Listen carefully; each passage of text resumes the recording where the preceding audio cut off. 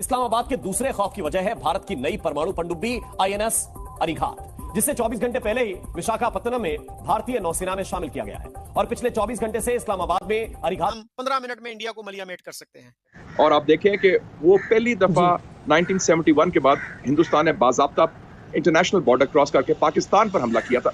बालाकोट का 4 साल पहले की बात है। हमने उसका 24 घंटे के अंदर जवाब दिया और टिका के जवाब दिया, 2 जहाज गिराए, पायलट पकड़ा। तो उस हवाले से हमने शो कर दिया कि हमारे में हिम्मत भी है और सलाहियत भी है इनका मुकाबला करने के लिए। तो पाकिस्तान की जो फौज है उसकी तो अपनी छावनी में नहीं चलती, क्षेत्र तो छोड़िए, छावनी में नहीं चल रही उसकी, छावनी की 4 दीवारों में भी उसकी नहीं चलती, तो क्या करेगा नरीमन और आसिम मुनीर।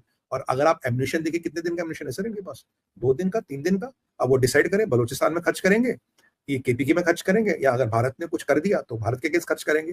बेचारा आसिम मुनीर बड़ी इस दुविधा में है कि इतना सा गोला बारूद है कि कहाँ कहाँ लगाऊं। किस भारत जो है अब डिफेंस पे बहुत ज़्यादा पैसा लगा रहा है और यही वजह है कि इंडिया ने एक सेकंड न्यूक्लियर सबमरीन उसकी कमीशनिंग हुई है, आईएनएस अरिघात जो न्यूक्लियर सबमरीन है।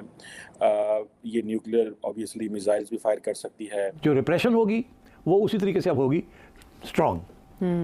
अब अगर आपको पहले इतनी डेड बॉडीज नजर आती थी और लड़ाई झगड़े होते थे, अब ज़्यादा नजर आएंगे। ये जो इन्होंने कमीशनिंग सेरेमनी की है, ठीक है जी, इसमें डिफेंस मिनिस्टर आए हैं। हालांकि बड़ी चीज़ थी, प्राइम मिनिस्टर भी आ सकते थे इंडिया के, लेकिन वो नहीं आए। इसका एक मतलब तो ये है कि इंडिया का डिफेंस मिनिस्टर बहुत तगड़ा है कि ये तो आप कीमत अदा करनी पड़ेगी।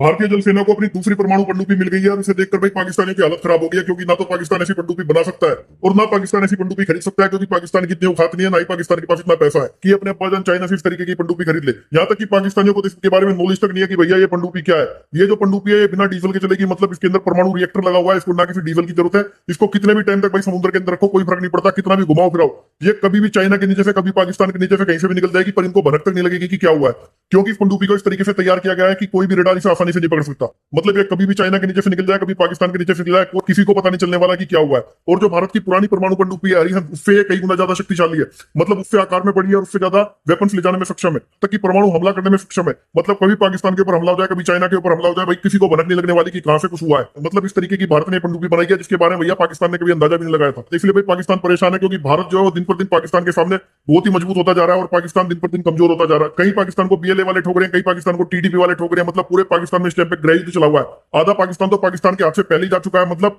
बलूचिस्तान पे तो भैया पाकिस्तान का कोई कंट्रोल रहा ही नहीं है। बलूचिस्तान में तो बलूचों ने पूरा कब्जा कर लिया है। वहां पाकिस्तान की ना सेना है ना पाकिस्तान का कोई बड़ा अधिकारी है। यहाँ तक कि पाकिस्तान का कोई गवर्नर कुछ भी नहीं है वहां पर। वो एक तरीके से माना जाता है एक अलग देश बन चुका है।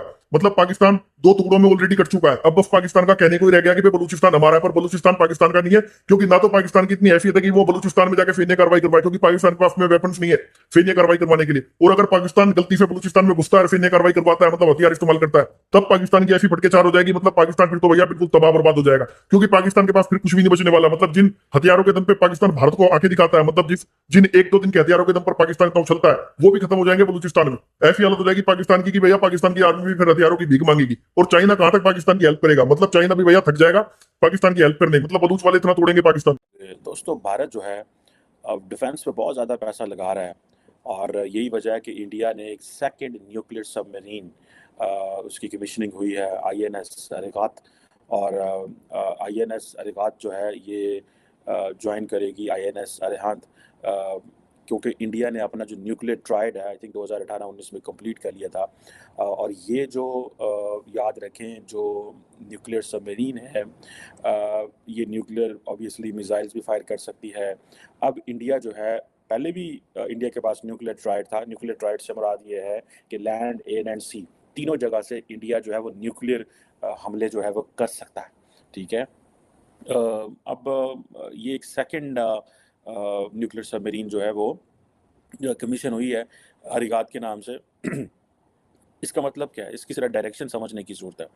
इंडिया बहुत ज़्यादा पैसा इन्वेस्ट करेगा नेवी के ऊपर। आपको याद है अभी जो डिफेंस मिनिस्टर राजनाथ सिंह थे, तो वो जब अमेरिका गए तो वो नेवल सरफेस वॉर सेंटर गए थे अमेरिका के अंदर, ठीक है जी। और उन्होंने वो सारी की जो फैसिलिटीज़ वहाँ पे मौजूद हैं और जो चीज़ें हैं वो सारी देखी हैं। ये जो इन्होंने कमीशनिंग सेरेमनी की है, ठीक है जी, इसमें डिफेंस मिनिस्टर आए हैं। हालांकि बड़ी चीज़ थी, प्राइम मिनिस्टर भी आ सकते थे इंडिया के, लेकिन वो नहीं आए। इसकी भी कुछ सिग्निफिकेंस हो सकती है। इसका एक मतलब तो ये है कि इंडिया का डिफेंस मिनिस्टर बहुत तगड़ा है, और दूसरी इसकी सिग्निफिकेंस ये भी है कि वज़ीर-ए-आज़म को वो कह रहे हैं कि वज़ीर-ए-आज़म एक न्यूक्लियर सबमरीन के लिए नहीं आएगा, ठीक है? ये एक मैसेजिंग है। मैं आपको मज़े की बात बताऊँ, मैं पढ़ रहा था पाकिस्तान के अंदर भी जो 6 सितंबर आ रही है अभी थोड़े दिनों में, तो पाकिस्तान भी मज़ीद जो है इंडक्शंस करने जा रहा है नेवी के अंदर। एक आई थिंक पीएनएस बाबर है और एक पीएनएस हुनैन है। ये दोनों पाकिस्तान नेवी जो है वो इंडक्ट कर रही है। तो ये टर्की में आई थिंक तैयार की गई हैं, और या उसमें रोमानिया के अंदर भी तैयार की गई हैं। बहरहाल अब क्वेश्चन ये है कि ये जो इंडिया ने ये जो न्यूक्लियर सबमरीन जो है इसको इंडक्ट किया है, और पर्टिकुलरली न्यूक्लियर सबमरीन, इसका मकसद क्या है? It's only aim is to enhance nuclear deterrence, ठीक है जी। एन एक होता है एनहांसिंग न्यूक्लियर डिटरेंस, दूसरी चीज़ होती है आप स्ट्रेटेजिक बैलेंस एस्टैब्लिश करना चाहते हो।